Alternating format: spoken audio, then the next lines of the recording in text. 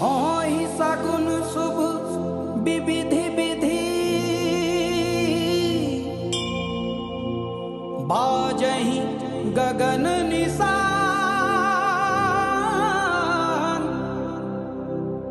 पुर नर नारी सनाथ करी भवन चले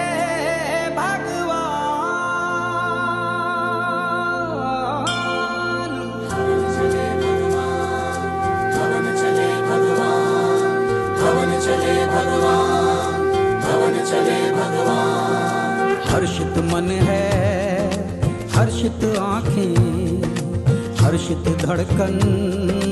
हर्षित सांसें हर्षित मन है हर्षित आँखें हर्षित धड़कन हर्षित सांसें ये वन उपवन हर्षाए हैं ये धरा गगन हर्षाए हैं जल अगन पवन हर्षाए हैं श्री राम अयोध्या आए हैं श्री राम अयोध्या आए हैं श्री राम अयोध्या आए हैं श्री राम अयोध्या आए हैं जय सिया राम भवन चले भगवान जय सिया राम भवन चले भगवान जय सिया राम भवन चले भगवान जय सिया राम भवन चले भगवान।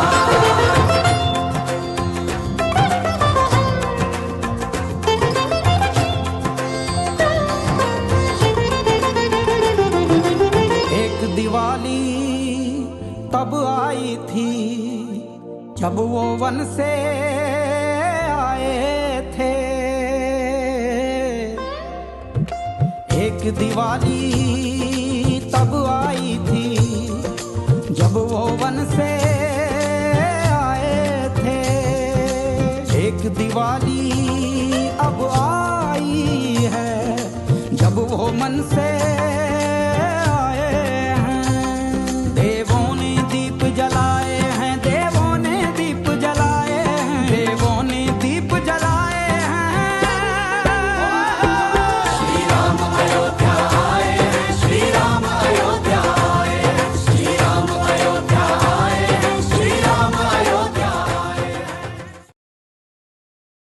भगवान राम के अपने आराध्य के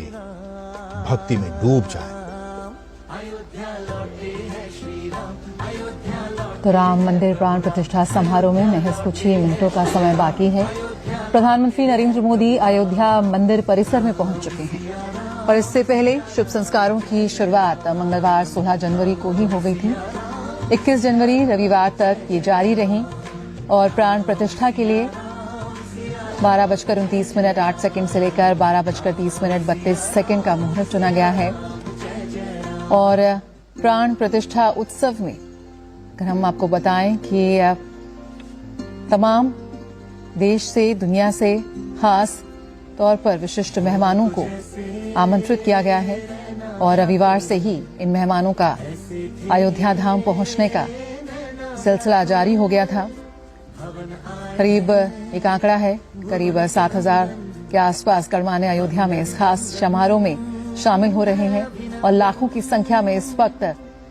आम और खास लोग अयोध्या धाम में मौजूद हैं। गर्भगृह में प्राण प्रतिष्ठा कार्यक्रम के पूर्ण होने के बाद सभी महानुभावों को दर्शन कराया जाएगा और इस समारोह के अनुष्ठान को लेकर भी काफी खास तैयारियां की गई हैं, वो भी बेहद भव्य होने जा रहा है। सभी प्रक्रियाओं का समन्वय, समर्थन और मार्गदर्शन करने के लिए 121 के करीब आचार्य होंगे और तमाम जो विशिष्ट जन हैं वो मौजूद हैं। इस वक्त हम देख सकते हैं इस वक्त परिसर में यहाँ पर किस तरह से आज हम सभी बेहद सौभाग्यशाली हैं जो इस ऐतिहासिक क्षण के साक्षी बनने जा रहे हैं। और हम सभी जानते हैं कि अयोध्या की जो जड़ें हैं वो हिंदू पौराणिक कथाओं में गहराई से अंतर्निहित है, खासकर महाकाव्य रामायण में। और अयोध्या की कथा सरयू के बिना तो बिल्कुल अधूरी है। माना जाता है कि मर्यादा पुरुषोत्तम श्री राम के अवतरण और लीला परमधाम गमन की ये इस बात की सौगंध ली गई है कि अब परिश्रम की पराकाष्ठा करेंगे और ये जो समय है यही उत्तम समय है, यही सही समय है और इस समय को खाली नहीं जाने देंगे। और राम मंदिर के इस निर्माण के बाद, इस भव्य दिव्य अयोध्या के में श्री राम जन्मभूमि के इस मंदिर निर्माण के बाद आखिर आगे क्या, इस सवाल पर भी बहुत खुले मन से प्रधानमंत्री ने अपनी बात रखी और कहा कि ये एक तरह से कैलेंडर पर लिखी हुई एक तारीख नहीं है 22 जनवरी 2014, लेकिन बल्कि ये एक नए कालचक्र का उदय है और ये सकारात्मक है, ये हमें प्रेरित करता है, ये हमें आगे की ओर ले जाता है। कि इस तारीख को कुछ दिनों तक, कुछ सालों तक नहीं बल्कि हजारों सालों तक इस तारीख को याद रखा जाएगा, इस दिनांक को याद रखा जाएगा, क्योंकि ये काल चक्र है और यहाँ से भारत जो है एक नए भारत का निर्माण हो रहा है। जी बिल्कुल, उन्होंने साफ तौर पर कहा कि हमारे लिए ये अवसर सिर्फ विजय का नहीं बल्कि विनय का भी है। उन्होंने एक सर्व समाज की बात कही। उन्होंने जब आप विनय की बात कर रहे हैं तो इस जो रामलला की जो मूर्ति है इसमें विनय का भाव, सौम्यता का भाव जो है वो साफ साफ नजर आता है। प्रधानमंत्री ने एक बात कही आज कि रामलला टेंट में थे और अब महल में पहुंच चुके हैं, अपने घर पहुंच चुके हैं। जब हमें तस्वीर देख रहे हैं तो हमें नहीं भूलना चाहिए कि किस तरह से गुलाबी रंग के कनात के बीच, टेंट के बीच में रामलला को रहना पड़ता था। वहां पर